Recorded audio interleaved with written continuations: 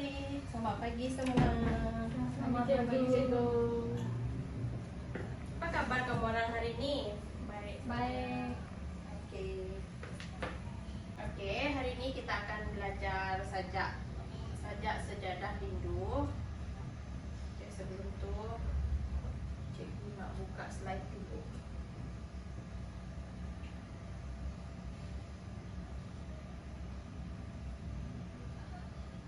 Orang ada bawa buku tak? Ada. Oke, bagus. Keluarkan buku semua.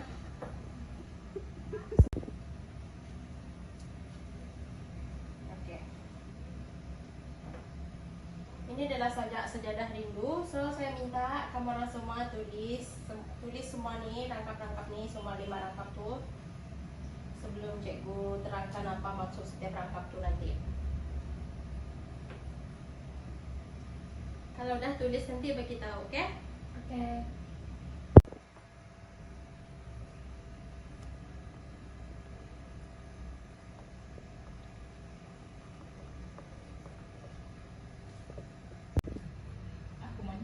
Sudahkah? Sudah cikgu. Oke, seterusnya cikgu akan terangkan maksud setiap rangkap nih. Oke, untuk rangkap pertama tadi. Rangkap pertama kan terkedu aku di sejadah rindu, mengungkap kalimah sadu merekah keinsafan di hati yang beku, mengenang dosaku yang terdahulu. Ada yang pandai baca sajak kat sini? Tak apa, nanti cikgu ajar. Oke, maksud rangkap pertama nih, penyajak terkedu di atas sejadah sewaktu mengungkapkan kalimah sadu yang menyentuh kalbu dan menginsafi dosa-dosa dia yang lalu lah, maksud penyajak tu. Lepas tu untuk rangkap kedua, dengan rasa rendah diri, penyajak tu memohon agar dibukakan ruang keampunan sebelum dia meninggal dunia. Seterusnya masuk rangkap ketiga, dengan bersaksikan air mata dia dan keikhlasan sebagai bukti, penyajak tu bersujud untuk melafazkan taubat dengan nafas yang sebak dalam suasana yang bening. Seterusnya masuk rangkap keempat pula, hati penyajak tu luluh dan jiwanya tersentuh dengan ayat-ayat cinta yang disusun rapi. Cinta. Lepas tu, sewaktu memohon keampunan daripada pencipta dengan perasaan gemuruh. Maksud rangkap yang terakhir pula iaitu penyajak tu berdoa kepada Yang Esa agar mengizinkannya menjadi manusia yang sentiasa taat akan perintahnya dan sedar bahawa dunia ini hanya bersifat sementara. Fahamkah maksud yang cikgu terangkan? Paham cikgu. Okey, sekarang kita masuk dalam apa tema yang di dalam sajak tersebut. Okey, saya minta Felicia tolong bacakan tema. Apa tema dia? Keinsafan dan ketaatan kepada agama. Contoh dia? Penyajak berdoa dan meminta keampunan daripada Tuhan di atas kesalahan dan kesilapan yang dilakukannya sebelum ini. Penyajak bertaubat dan memohon agar Tuhan menunjukkannya jalan yang benar. Bagus, pandai. Seterusnya untuk persoalan yang terdapat dalam sajak ini, mari saya jemput Iblin untuk baca. Yang pertama, keinsafan ke atas dosa-dosa lalu. Contohnya, berkah keinsafan di hati yang beku, mengenang dosaku yang terdahulu. Yang kedua, memohon keampunan daripada Tuhan sebelum meninggal dunia. Contohnya, moga terbuka ruang keampunan sebelum saat aku disankan. Okey, sekarang kita masuk ke dalam gaya bahasa. Terdapat 7 gaya bahasa yang terdapat dalam sajak sejadah rindu ni. Okey, yang pertama iaitu inversi, iaitu susunan ayat yang berbalik. Michelle baca contoh dia. Contohnya, terkedu aku, moga terbuka ruang keampunan. Okey, terima kasih Michelle. Seterusnya, gaya bahasa yang terdapat dalam sajak ni ialah personifikasi, itu unsur perorangan. Itu contohnya air mata menjadi saksi.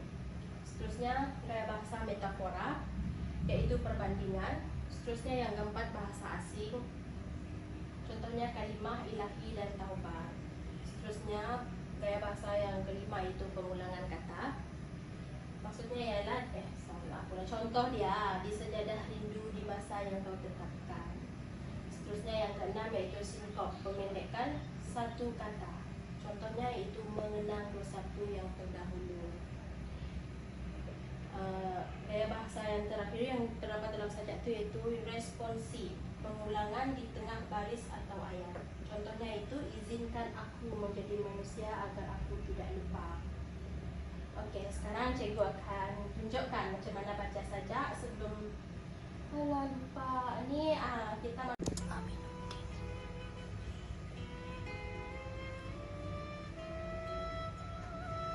terkedu aku di sejadah rindu mengungkap kalimat jahat.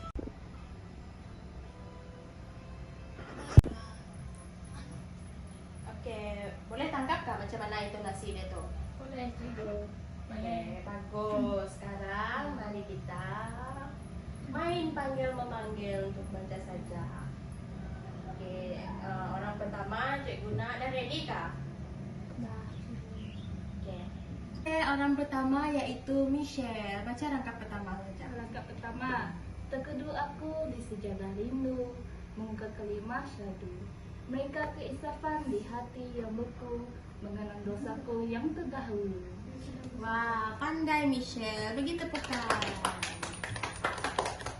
Oke, seterusnya Iblin. Baca rangkap ketiga tu.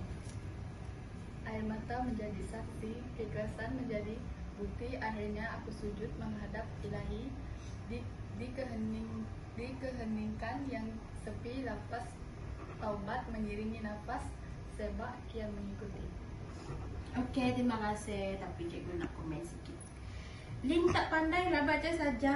Okey lah, tak apa, lain kali kita perbaiki. Okey, seterusnya Felicia baca rangkap kelima tu. Ungkapan. Iblin, kenapa kamu ketawa Felicia? Dia tengah bersama tu. Okey, kita mula lagi. Felicia, ready? Okey, serius. Okey. Rangkap kelima tu. Okey. 1, 2, 3. Ungkapan doa. Dia sendiri ketawa cikgu. Ungkapan doa pada Yang Esa. Izinkan aku menjadi manusia yang taat setia. Ada perintah Maha Kuasa agar aku tidak lupa. Dunia ini hanya bersifat sementara. Wah, Felicia pun kurang juga. Macam-macam pantun dia baca saja. Tak apa, lain kali kita perbaiki lagi. Boleh dibaiki tu. Boleh tu. Okey, setelah kita sudah praktis intonasi apa semua tadi, macam mana baca saja. Dah faham kan? Faham. Okey, sekarang kita masuk dekat tugasan. Tugasan ni cikgu nak kamu orang siapkan dalam kelas saja. Okey, tulis soalan tu. Ada 4 soalan saja. Cikgu nak kamu orang hantar tugasan ni 5 minit sebelum habis kelas nanti. Okey, tulis dulu. Nak cepat habis.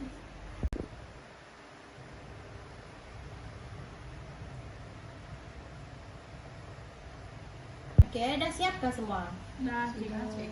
Okey, cikgu nak ketua kelas tolong kumpul.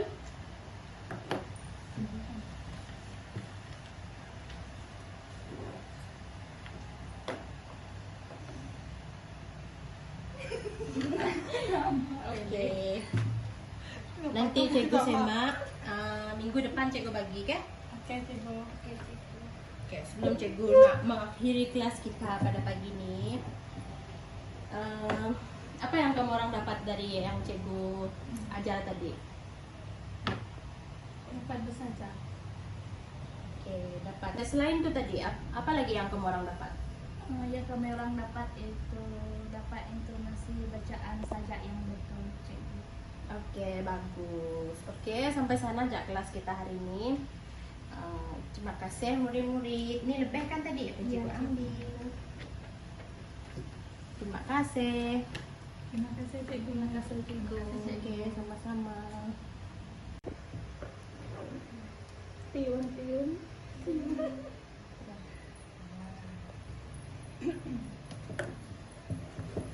Mulai cikgu. Okey, terima kasih. Bye cikgu.